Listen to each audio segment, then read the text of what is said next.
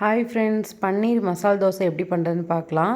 First ஒரு பேனில் எண்ணெய் ஊற்றி கடுகு வெங்காயம் போட்டு நல்லா வதக்கிடுங்க. வதக்கினதுக்கப்புறம் இஞ்சி பூண்டு கருவேப்பிலை இது எல்லாமே போட்டு வதக்கிட்டு பச்சை மிளகாய் வேணும்னா போட்டுக்கோங்க. நான் காரம் வேணாங்கிறதுக்காக இந்த மாதிரி பச்சை மிளகாய் போடலை.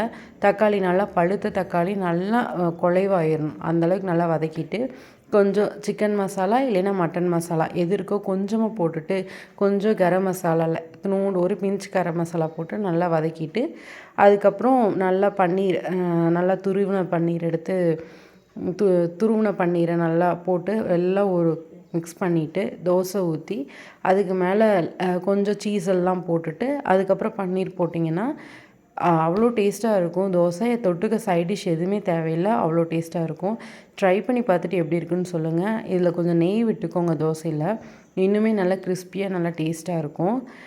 கொஞ்சம் பேப்பர் மாதிரி விட நல்லா கொஞ்சம் மொந்தமாக ஊற்றுனீங்கன்னா இது ஸ்ப்ரெட் பண்ணுறதுக்கு கொஞ்சம் நல்லாயிருக்கும். இதே மாதிரி சிக்கன் கறி தோசை அந்த மாதிரி நிறையா வெரைட்டி பண்ணலாம். ட்ரை பண்ணி பார்த்துட்டு எப்படி இருக்குன்னு சொல்லுங்கள். தேங்க்யூ.